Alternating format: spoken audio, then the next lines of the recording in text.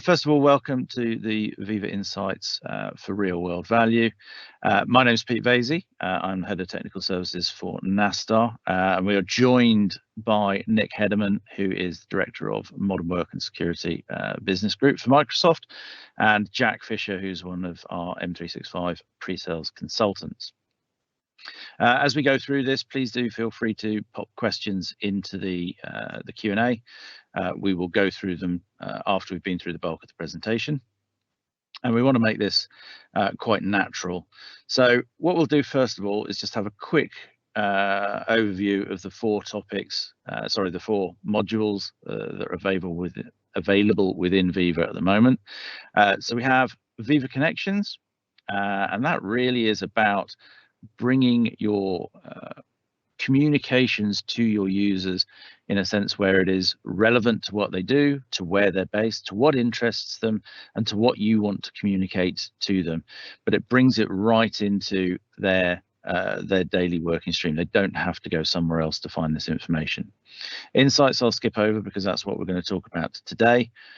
We have Viva Topics, which is a great way for providing access to information and experts within your line of work. So if you see a phrase that you don't recognize, or it's a particular project or product or subject that's relevant to your organization, you can hover over that and it will provide you information and who knows about it.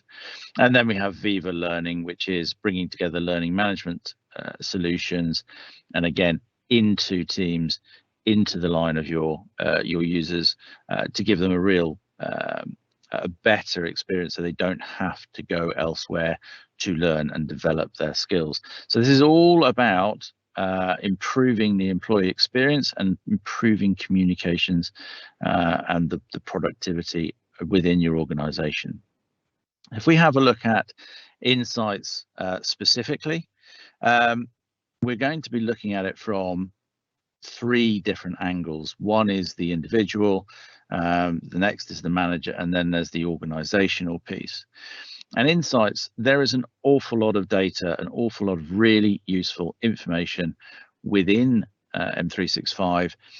But what we're going to do is pull some information out so that you can actually do something with it. We want to make this actionable. We want to give you recommendations about what you should be doing, what you should be looking at.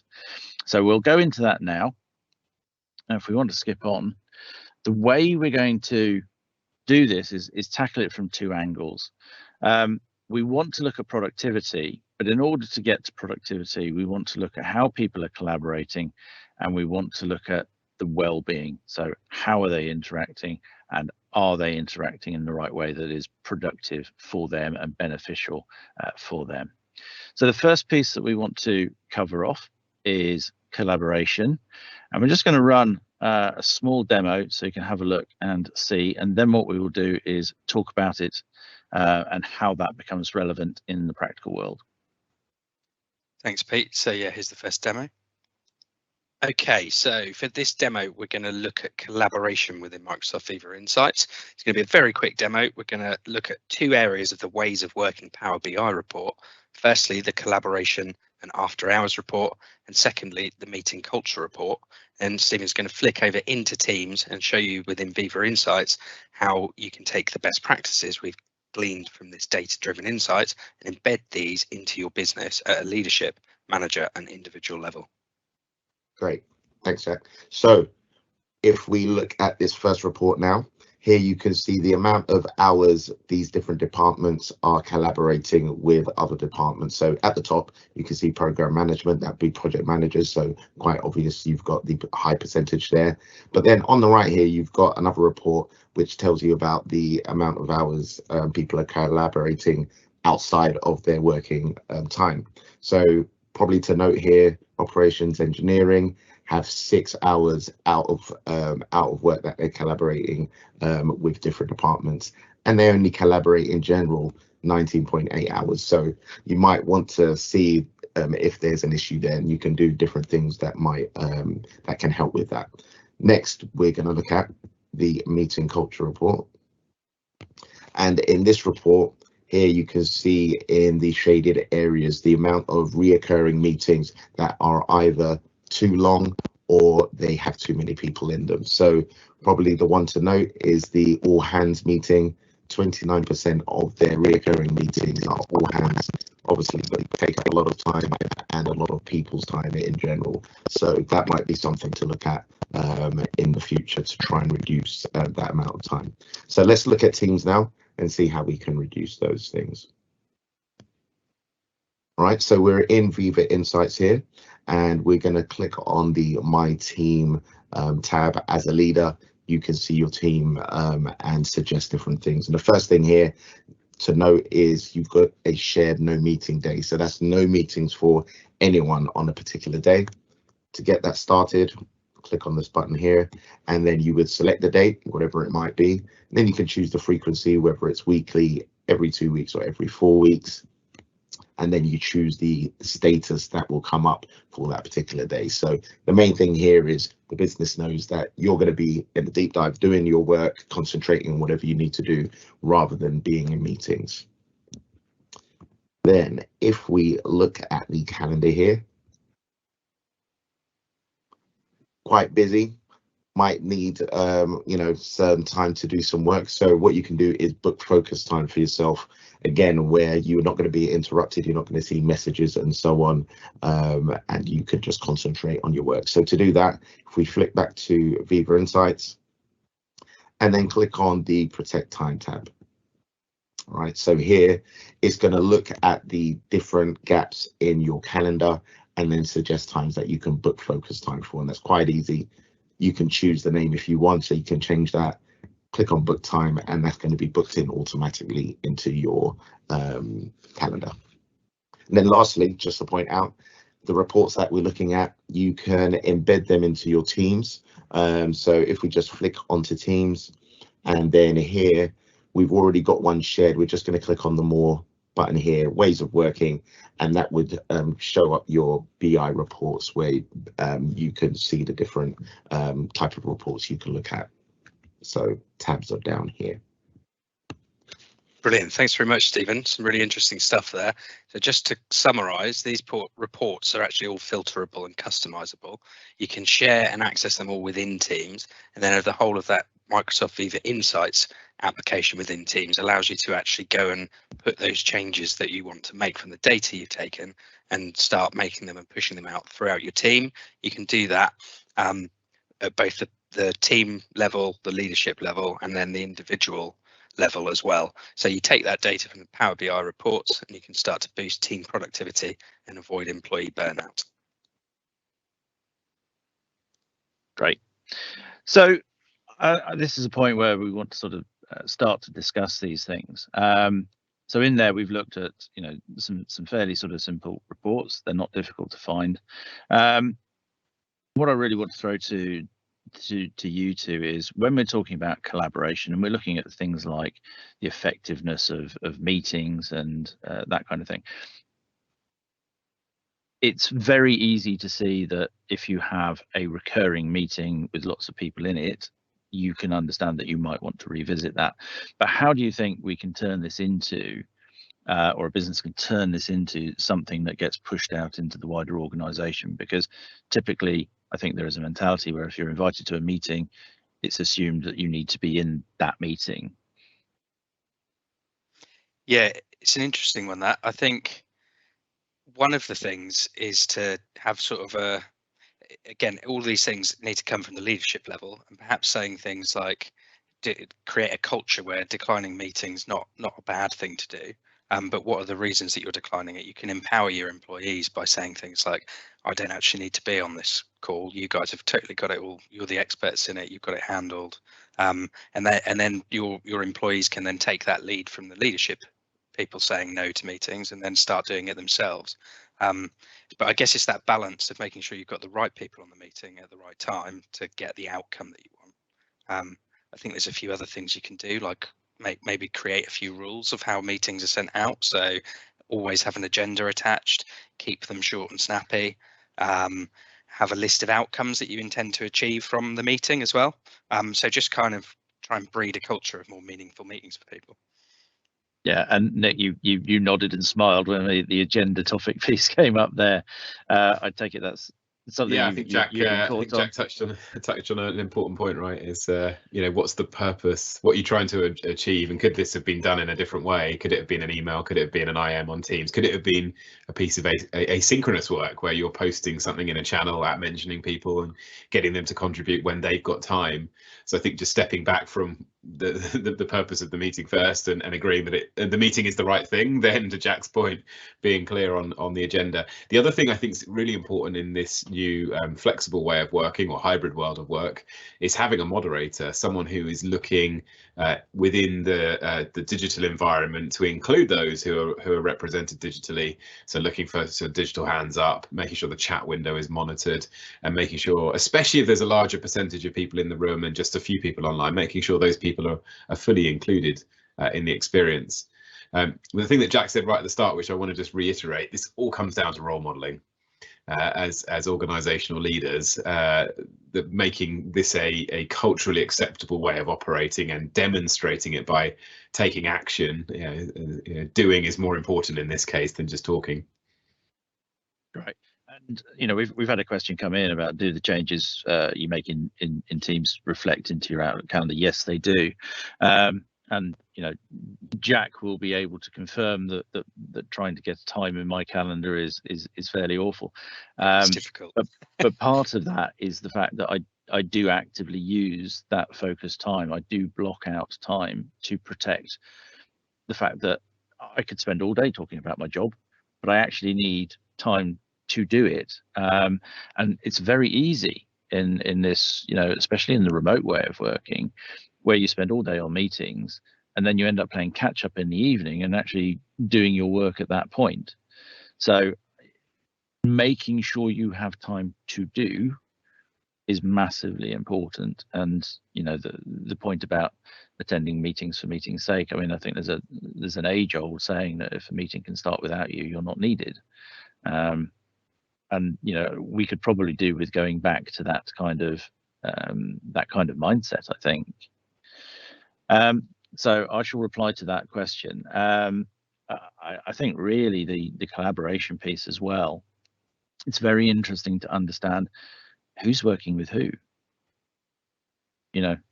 Should teams be talking more? Should finance be talking to the sales team to work out that the billing processes are correct? Are your technical teams or your customer facing teams interacting and sharing a sort of a hive knowledge? Understanding that kind of thing is becoming more and more interesting, because we never used to have visibility of this kind of site. What's it like in Microsoft, Nick? Yeah, I was just going to say, Peter, it's a really important point. This being able to operate your new hybrid or flexible work environment, you need to have data to be able to make decisions.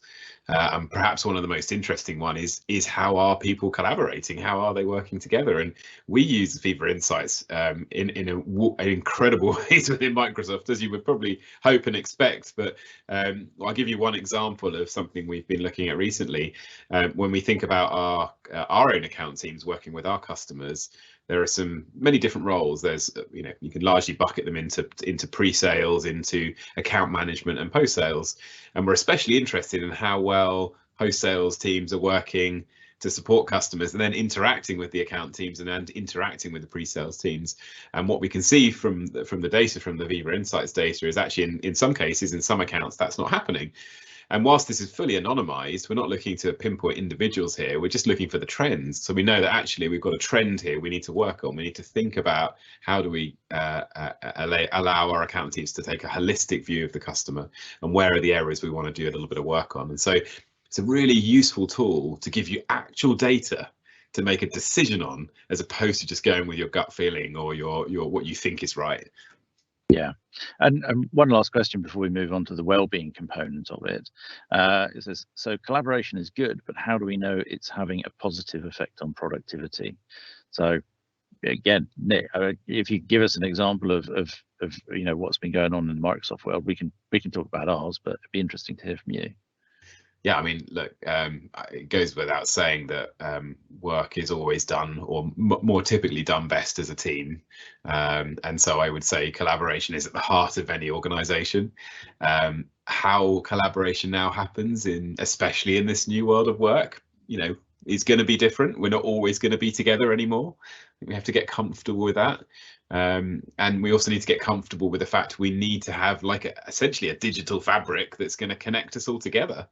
To allow us to work synchronously or asynchronously, to allow us to work in person or remotely, or any combination of those different things. And so I think just thinking about that concept, that digital fabric, that thing that's going to strengthen the bonds, is going to allow people to connect to the organization's mission, is going to allow them to leverage data and insights and automation. It's got to be secure. It's got to work externally as well with customers and partners. It's got to span all the different role types.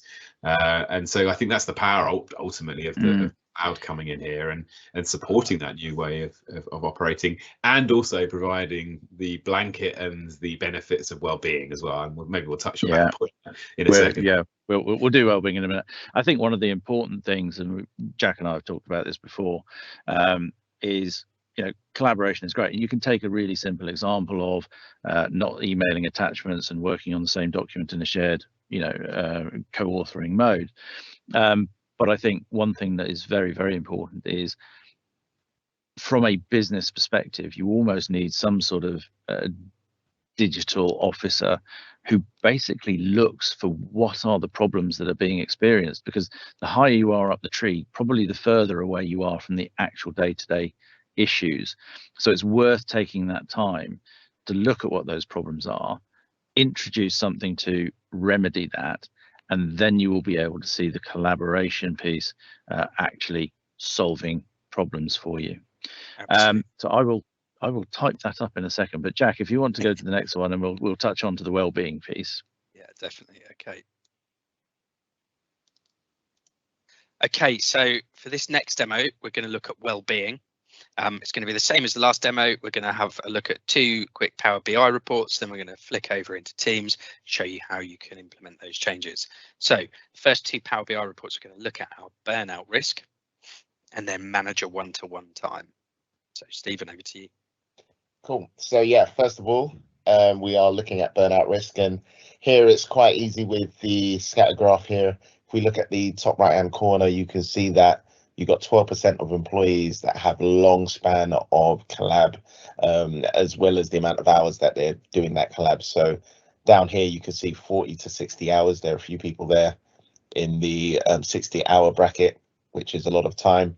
Here on the right-hand side, you can see the different departments that might be hit with those kind of percentages. So program management, which are always going to be high collab, which is obvious, but again, it's looking at ways at which you can maybe try and reduce some of those times to stop them from burning out. Same with strategy as well.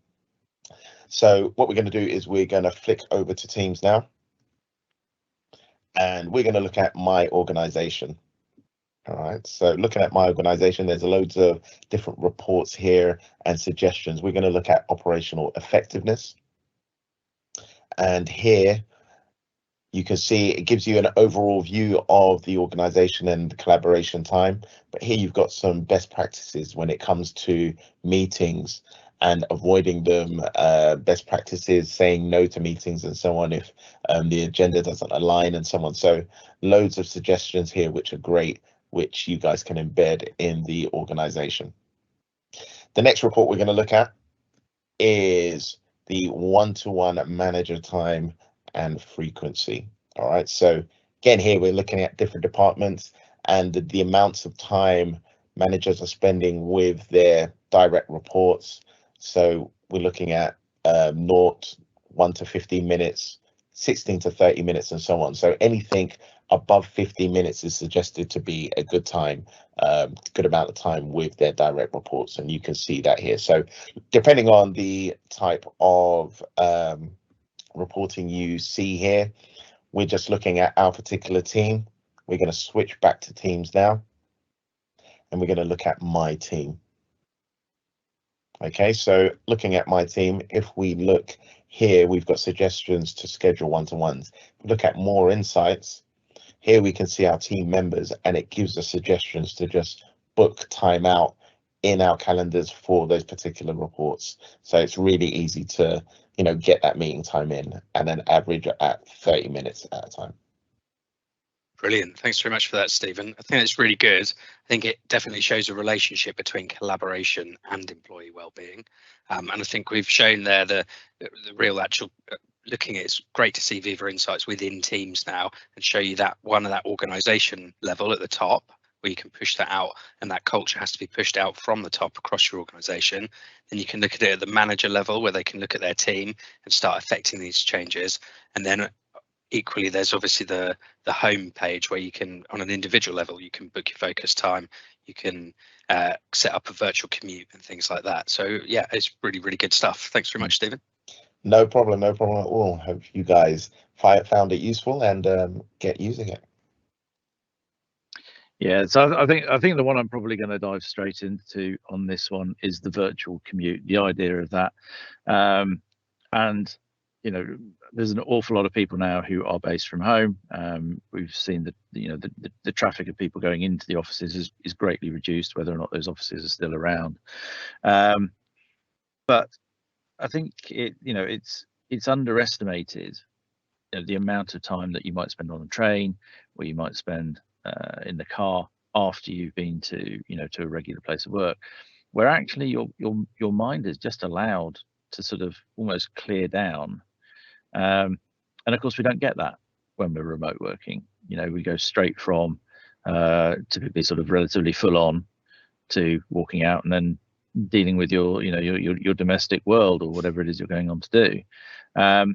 So building in components like that is it's a small sort of giveaway to to the employee, but I think it's probably quite an important one, because mental well-being in general, as well as physical burnout from from working too long, it's a big topic, right? It the last 2 years has affected people in a number of different ways. What do you guys reckon?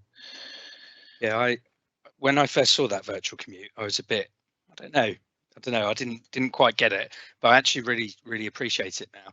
One thing I used to love doing when I was driving to and from an office every day is just listening to music in the car on the way to and from work. So I like to just put some music on for a bit after I finish the day.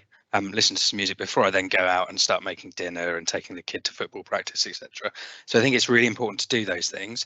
There's also a really cool little feature in Insights in the Headspace app that's integrated into it. So in your virtual commute, you can actually sit there and do some meditation or some breathing exercises, and use it that way. But yeah, Nick, what about you? What's your views on the virtual? Well, yeah, look, we've got research which I'm going to post in a second that shows that if you just work back to back, meeting to meeting, digital, and don't take any breaks and don't respect the start and the end of your day, then your well-being will ultimately suffer. And the brain tracking analysis, which you can see in some of the images from the link which I'll post, is very telling.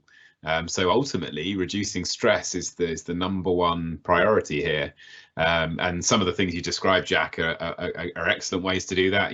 We've already talked about blocking out time. We've talked about the sort of the signposting of the day, the virtual commute. We talked about the sort of the mindfulness and the partnership with Headspace that comes into the technology here. So I think just and just simple things like changing meetings to 25 minutes and 50 minutes as opposed to half an hour and an hour. They're the things that all are really required now in order to give people space to be able to get up away from their screen or their laptop, take a break, and look after their well-being. It's going to be absolutely critical. And we're seeing more and more people thinking about it and doing it. Our latest reports actually showing that it's a topic that's increasing in importance as people think about their work-life balance and their well-being. But it's not by any stretch or means done as a topic. It's got to be always on. Yeah. Great. So we got a couple of other questions have come in. One was about the virtual commute, which I think we've really talked about. It's allowing your mind time to set up for the day and to shut down afterwards. There's another question in here. Can you see the reports for offices in different countries? Yes, you can. Absolutely. There'll be, everyone will have their time zone set, etc. And then it's all of the reports are done depending on what your team structure is. So you do an upload into Viva Insights from, say, your HR system, and it will have that structure of the management structure and say which teams are where, and then the reports will relate to that. So yeah, and I think that's an underlying sort of principle within Viva in general is, you know, if you want information that is relevant to you, you know, if you work in the UK, you typically will want to see what's going on in your UK organization. If you're working at a department level across multiple countries, that's the information that's going to be relevant to you. But if you're working in France and you have your confined team within that geographic location, or whatever it may be broken up as, that's what you can see, because there's no point in showing everybody everything on this. We've got to make it relevant to what you do on a daily basis. Absolutely, and you can put custom attributes in there. It's Power BI, so it's really configurable and filterable, so you can set up, you know, those reports can be customized to give you those views that you want. Cool. Okay, well, let's have another question from here. Let me just have a little look. Let's just see. When you see what you see is based on what you're allowed to see, are you talking about Viva license? So I think this was related to the managers and insights. Are managers and insights only available to managers and leaders, or is it available to everyone? And again, I think, you know, the model around Viva as far as security is, when you're surfacing data that is relevant to people, there has to be an underlying principle of, are you allowed to see the information that you know that is being presented to you? So we don't want, for example, to be putting up some communications on whatever the topic may be that then gives all the profit and loss of the, you know, the company to everybody. That's probably not going to be helpful. So we need to make sure that, you know, the organization stuff that is allowed to be proliferated to all users gets catered for. But where we start to get into manager insights, it needs to be relevant, in my case, to my team. I don't want to be able to see the management information of one of the other teams within the organization. Yeah, and that's, I mean, it's so critical, Pete, because we're touching on a point here around privacy, and ultimately privacy is a human right. You have to respect that, and the technology has been designed with that principle in mind. So, for example, to see the manager view, you have to have a minimum of 5 people reporting into you to even get an aggregated view. And it's important to underline here that this is we're looking at the trends, we're looking at the themes, we're not looking at the individuals. And so it's about, as a manager of that team or a leader of the organization, what are the major trends going on? I might, for example, see that over the last 6 months, people have been working later into the evening. There might have been a sort of 50% increase in people working between 6 p.m. and 8 p.m. Now, that if I see that, as a leader of that organization, I should be asking the question why, like, what is going on here? Like, and so just knowing that that's a theme, then being able to obviously do something about it and then measure the impact of what you do. This is the key about the manager and the leader view. It's about looking for the themes and being able to identify the themes and having data and insight to be able to help you. Yeah, and like you said there as well, I think circling back round to it and then reviewing it again and seeing that you've actually made an impact by putting these changes in place, and that's really important, which again is great in Viva Insights, because you can get trends and see how things have changed over time. So that's really, really good. I think there's also an important tie-in to here, and you know, this is something that keeps going round and round again, is it's very closely linked into the culture of your organization. If you have a team who are permanently burning both ends of the candle at all times, you know, that might be fine for a while, but you want to make sure that is that the right thing that you should be doing? Or should you be taking this information and going, actually, if they're all working that many hours and that many days, do we need to increase the size of the team? Because whilst nobody's actually complaining about this, maybe this is going to make them, you know, reach a point earlier that just says, you know, I've had enough and I'm off somewhere else, or going to look for a new challenge. So the culture of your organization is hugely important, I think. Yeah, definitely. like you said before, the further up the organisation are, the less in touch perhaps with down at the bottom you are. So perhaps these people aren't very happy who are burning the candle at both ends, but you as the leadership might not know that. So being able to get this data and then actually action it will surely increase and make a better culture and increase well-being. So yeah, and I think the other thing is it sends a very strong message to your user base to say, actually, we're looking out for you. You know, there is a fine line, and you don't want it to be looked at as a sort of a big brother type tool, but it's, you know, it's not that kind of information. What you're really looking for is continual trends. You know, everybody pulls in the hours at some point here and there. And that's fine when you need to get projects or pieces of work over the line. What you're looking here is sustained, repeated behavioural changes, and that's where the cultural piece comes in. So I think if we can skip on to the sort of the summary slides, we've had some good questions as we come through, and feel free to keep asking them. There are some sort of points that we need to just make sure, and one is this is actually a very powerful tool. There's a lot of information that is available. You know, realistically, I think Jack, if we were going to talk somebody through this in a one-to-one session with an organization, you're probably looking at about a 2-hour session. So you've had a real sort of light touch conversation about it, but it is a very, very powerful tool. But it is a living thing. If you're going to be communicating, with your colleagues, and you want to make sure that everything is going to plan, you've got to treat it as a permanently evolving, permanently changing scenario. And with that, somebody needs to manage it. Someone needs to look after it on an ongoing basis. Quite often, these are HR or teams like that, internal comms potentially. But the key thing, I think, for me is it's very easy to take something like this and look at it and go, oh yes, well, we've got a problem. But you need to do something with that data. You need to make a change in accordance to the information you're seeing.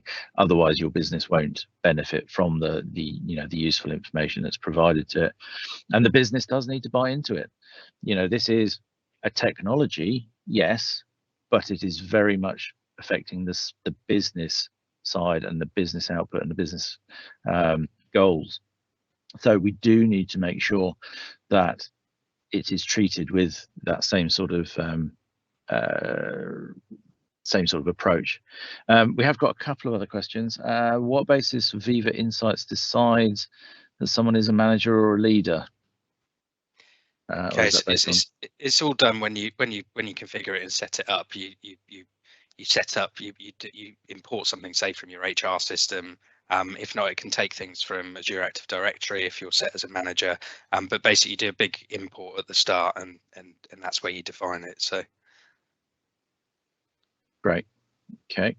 And then I think if we just scoot to the last one, and the questions that are coming in now, I think we will have to answer as part of the push out afterwards.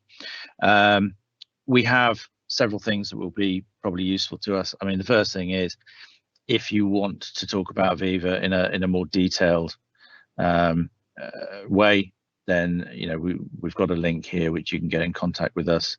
So that's fine. We're happy to have a chat. Someone like Jack or someone else from the pre-sales team will quite happily step in there. We can also get some pilots going for you. The way that we deal with that is that we feel that Connections is a very important part of Viva to have as default anyway. So if you want to look at Insights, then we have packages that can get you going on Insights and Connections. If you want to look at Learning, then it's Learning and Connections. If you want to look at Topics and Connections, then there's another one for that. We do also have the ability, obviously, to run multiple packages at the same time, but typically we want people to address this properly and really get to grips with what they're looking at. So you can contact us for any of those. And also there are accelerator workshops from Microsoft, and we're approved to is it approved the right word? I'm not sure. We can deliver those workshops. There's a number of them. So if you want to, those depending on your status, I guess, or your where you sit in the market, whether you're managed, not managed, etc., will depend on whether or not those could be funded by Microsoft. But I think the main thing is it's really, really useful set of information. It can really make a large difference to your organization, but you need to start exploring it, and you need to make sure that you're exploring it with the right members of the business. So we've got a couple of minutes left. I will just have a quick look through the questions to see anything else. Those are all about licensing. I think I published one. If we're capturing data in another system, can it be included in the insights reporting? Yeah, absolutely. There's various different integrations into it. You can integrate things like Glint into it, which actually I think is becoming a new part of Viva later this year. And yeah, you can integrate your HR systems to it. You can integrate your CRM data into it. So you can actually start looking at how you are collaborating with external parties as well, which just throws it open to a huge amount more value for you, I think. Right. So we have 2 minutes left. There are no new questions. We will make sure that we publish all of these as part of the as part of the output from it. We will include the link to the recording on it as well. So if there are no more questions, then I would like to thank Jack Fisher. Thanks very much. M365 Pre-Sales Consultant. Nick Hederman. I'm not going to remember your job title, I'm afraid. Director from Microsoft for Business and Modern Work, was it, or something? You can correct me on that one. And I'm Pete Vasey, but please do just get in touch with us, and we will help you start your journey to Microsoft Viva. Thank you. Thanks.